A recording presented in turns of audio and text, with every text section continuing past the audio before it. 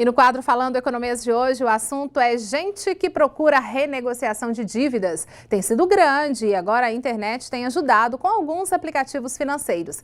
Mas mesmo assim, nada substitui aquela conversa franca entre o devedor e o banco, por exemplo, para que possam chegar a um valor mais em conta.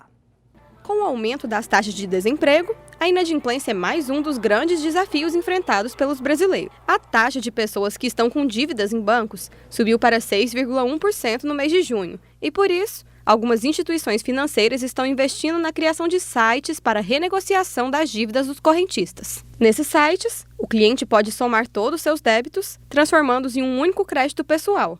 E com isso podem se livrar de cobranças insistentes por telefone. O problema é que o cliente pode acabar pagando mais na hora de quitar essas dívidas, já que em uma negociação pessoal ele poderia conseguir melhores descontos, dando aquela famosa choradinha. A negociação pessoal ela é indicada quando a situação está muito complexa, em termos de uma dificuldade maior do devedor em fazer um saneamento financeiro.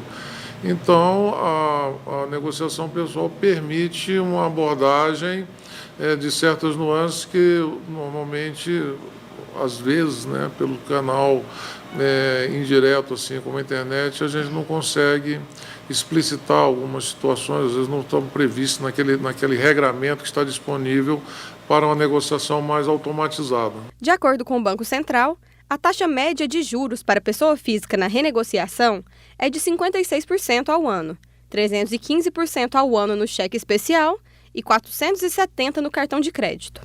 É importante ter atenção e esperar o momento certo para fazer um acordo, quando o correntista realmente estiver com condições para pagar a dívida.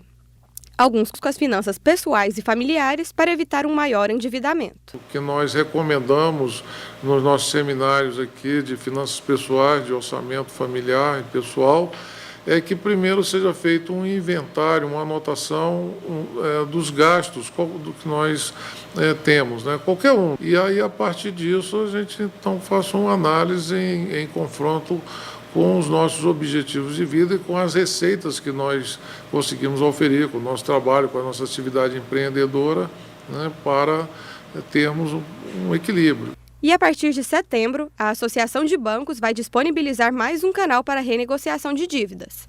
O Centro de Resolução de Conflitos Financeiros vai funcionar na sede do órgão e possibilitará o contato direto com especialistas, que poderão negociar as pendências. A utilização de sites de renegociação foi positiva para os bancos, que tiveram um número maior de acordos fechados. Mas será que, além da comodidade, esse tipo de negociação é positiva para os correntistas? Ou seria mais interessante negociar pessoalmente as dívidas nos bancos?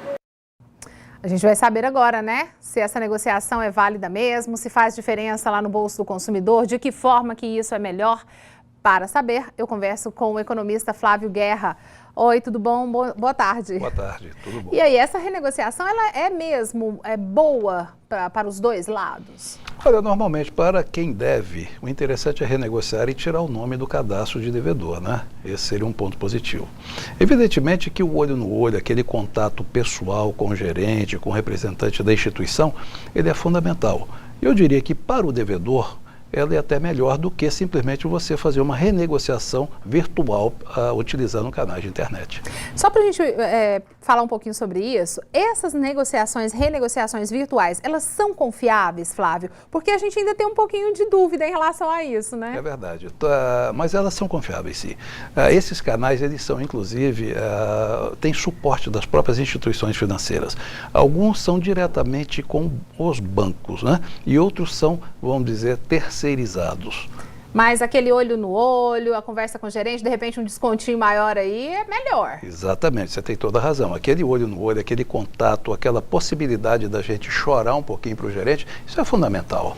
E tem que limpar o nome, Porque a gente sabe, a gente está numa situação complicada, mas quanto mais enrolado com dívidas, pior fica. Verdade, dever não é bom para ninguém, Então limpar o nome eu entendo que é fundamental. Eu entendo o seguinte, o nome é o maior patrimônio de um cidadão. Então esse nome tem que estar limpo para ele poder olhar no olho de qualquer pessoa. A gente estava conferindo na reportagem que passa pelo planejamento, Flávio? Porque muitas vezes a pessoa não tem esse planejamento e chega nessa situação. Verdade, olha, o endividamento ele tem vários fatores que contribuem para esse aumento do endividamento das pessoas físicas, que subiu. Dados que nós temos de junho do ano passado para agora, junho de 2016, de 5,3% para 6,1%. É um aumento considerável. Mas por que isso ocorreu? Então nós temos uma inflação alta, nós temos juros elevados, nós temos uma taxa de desemprego extremamente elevada. Isso contribui para o endividamento. Mas não é só isso.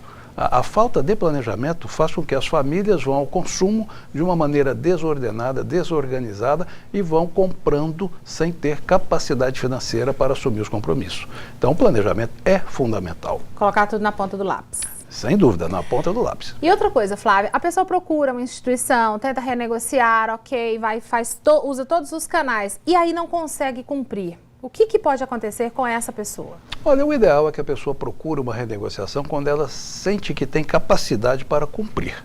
Se ela não tem capacidade, eu diria que é melhor então nem renegociar. Deixa como está. No momento oportuno, ela busca a renegociação, sob pena de cair no descrédito. E até ficar com o nome pior ainda. Sim, porque de uma outra vez que ela for procurar a instituição, ninguém mais acredita nela. Então, nenhuma proposta que ela venha fazer surtirá efeito. Ok, Flávio, muito obrigada pela presença aqui conosco. Eu que agradeço a oportunidade. Muito obrigada. Eu conversei agora com Flávio Guerra, ele que é economista.